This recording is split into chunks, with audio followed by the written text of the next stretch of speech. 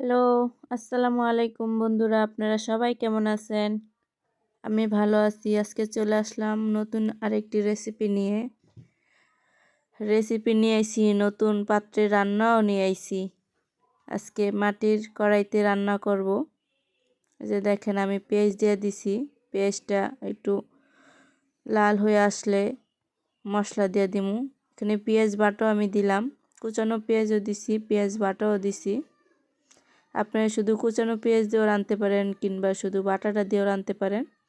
একটু আদা রসুন বাটা দিয়ে দিলাম, মরিচ ফালি করে দিয়ে দিলাম, কাঁচামরিচ। গুঁড়া মাছ চচ্চড়ি করবো তো, তাই কাঁচামরিচ ফালি করে দিয়ে দিলাম। এই রান্নাটা কি আপনারা কেউ খাইছেন? যদি খাইয়া থাকেন কমেন্টসে জানাবেন আমাকে, কেমন লাগে সেটাও বলবেন। আজকে জলপাই দিয়ে গুঁড়া মাছ চচ্চড়ি করব, সেজন্য বলছি যে আপনারা কেউ খাইছেন কিনা। সবাই হয়তো টক পছন্দ করে না, কিন্তু আমার কাছে ভালো লাগে। তাই আজকে গুঁড়া মাছ রান্নায় আমি 2টা জলপাই দিব। দেখেন আমার মশলাটা কষানো হয়ে গেছে। এখানে আমি সব মশলা দিয়ে দিলাম। এখন মশলাটা কষানো হয়ে গেছে। এখন টমেটো দিলাম কুচি কইরা। টমেটোটা যতক্ষণ না নরম হয়ে আসবে ততক্ষণ আমি কষাবো ডাইকা দিয়া, লাড়ে চেড়া তারপর আমি ডাইকা দিমু। আপনারা একবার এভাবে রান্নাটা করে খায়া দেখবেন, দারুণ স্বাদ লাগে, মজা লাগে। গরমের সময় বেশি ভালো লাগে এই রান্নাটা, টক টক লাগে। যদি ভালো লাগে সাবস্ক্রাইব করবেন, লাইক করবেন, কমেন্টস করবেন, পাশে থাকবেন বন্ধু হয়ে।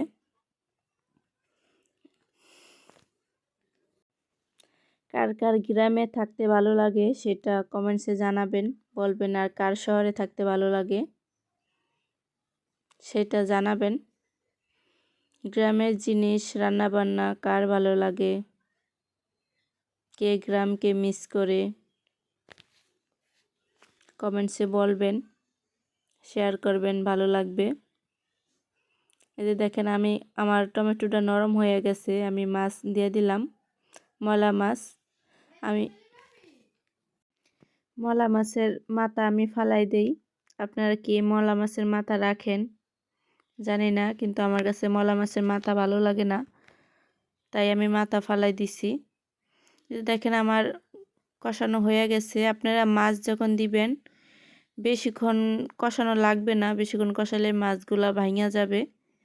তাই অল্প কষাবেন, কষায়া তারপরে জল দিয়ে দিবেন পরিমাণ মতো। আর যেখানে আমি 2টা জলপাই দিয়ে দিলাম ফালি কইরা। এখন রান্না হয়ে যাওয়া অবধি অপেক্ষা। আর কে কে রমজান মাসের জন্য অপেক্ষায় আছেন কমেন্টসে জানিয়ে যাবেন।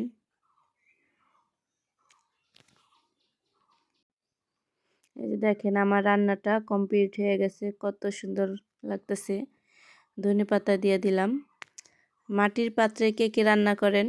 আমি আজ প্রথম রান্না করছি, আমার জীবনের প্রথম মাটির পাত্রে রান্না করলাম। ভাবছিলাম ফাইটা যাবে, কিন্তু ফাটে নাই, ভালো আছে। এ পর্যন্তই। আপনারা সবাই ভালো থাকবেন, সুস্থ থাকবেন, আমাদের জন্য দোয়া করবেন। আবার চলে আসব নতুন কোনো রেসিপি নিয়ে। আমাদের জন্য দোয়া করবেন। সবাই ভালো থাকবেন, সুস্থ থাকবেন, সবাই নামাজ পড়বেন, রোজা রাখার চেষ্টা করবেন। আবার চলে আসব নতুন কোনো রেসিপি নিয়ে, ততক্ষণ অপেক্ষায় থাকেন।